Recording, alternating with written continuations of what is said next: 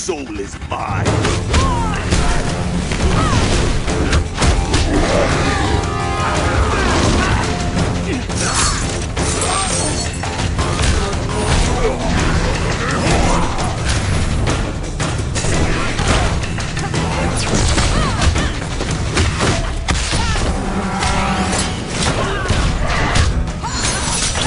Lee here talking Mortal Kombat 9 or Mortal Kombat 2011, Mortal Kombat whatever you want to call it. I call it awesome is what I call it. What we have here is the first current gen Mortal Kombat game with a mature rating. We did have, of course, remember, Mortal Kombat vs. DC Universe, which I liked, but suffered greatly from having the teen rating there, with the DC characters not allowed to kind of be ripped apart and stuff, understandably, I guess.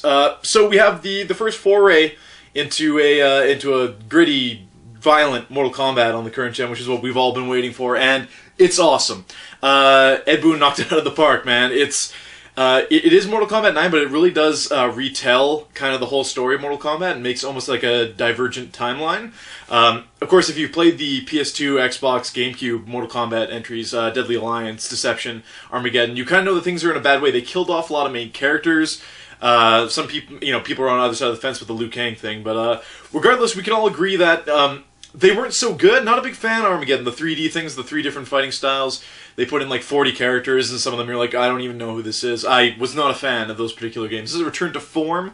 Has a robust story mode, good 8-hour story mode that retells the events of Mortal Kombat 1, 2, and 3. However, Raiden has a vision from the future that we know, in that everybody just kind of gets slaughtered. So he's trying to prevent that from happening, and in doing so, kind of messes it up again in his own little way. The story mode's really awesome though. It cuts between cutscenes, retelling the whole story between and fights and stuff like that. So if you're familiar with the movie or the original couple games on arcade or Super Nintendo, Genesis, whatever you happen to play them on, it's being retold here.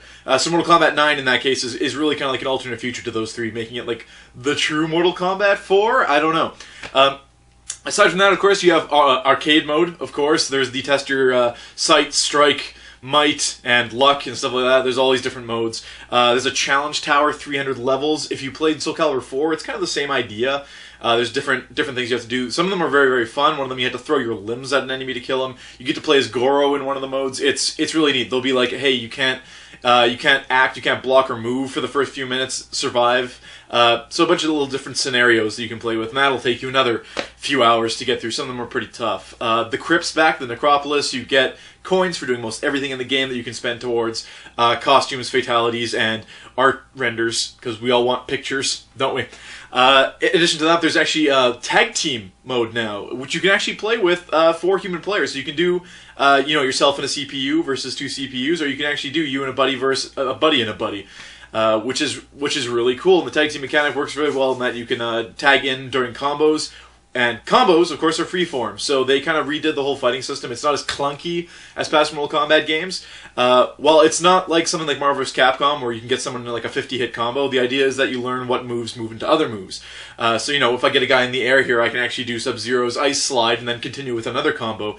And while they're not necessarily linked together, that person's just being juggled all over the place. Character roster, everybody's in there that you should pretty much want, otherwise they have confirmed a lot for DLC. I have a problem with the fact that DLC costumes are kind of being squeezeballed into them. Stuff like the retro costumes for Scorpion and Sub-Zero and stuff are going to be downloadable, but are clearly on the disc. They're in the challenge mode, and they were, of course, unlockable if you had pre-orders at any number of places. Of course, to get all of them, you'd have to pre-order the game everywhere, which, makes a lot of sense. So those are available too. I know Kenshi and Scarlet have been confirmed as DLC characters within the end of the month, so awesome. In addition to that, the fatalities, every character at least has 2. There's a stage fatality and a babality as well. They are shown on the move list, which diehards might have a problem with, but it only shows the first fatality, and to unlock the other ones you have to actually perform them or just know of them.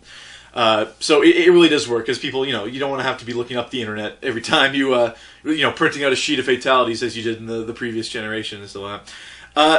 Really, really fun game. Rewarding, violent as hell. It's so fun. I'm so happy that Mortal Kombat's kind of back where it belongs in the fighting games, because for a while there, it held a special place in my heart, but I'm like, unless you're playing Mortal Kombat 3, I'll pass, really. So yeah, I have to, you know what, for the content that's in here, something like a Marvel vs. Capcom 3, which I gave an 8 out of 10 to, because it is a great, solid fighting game.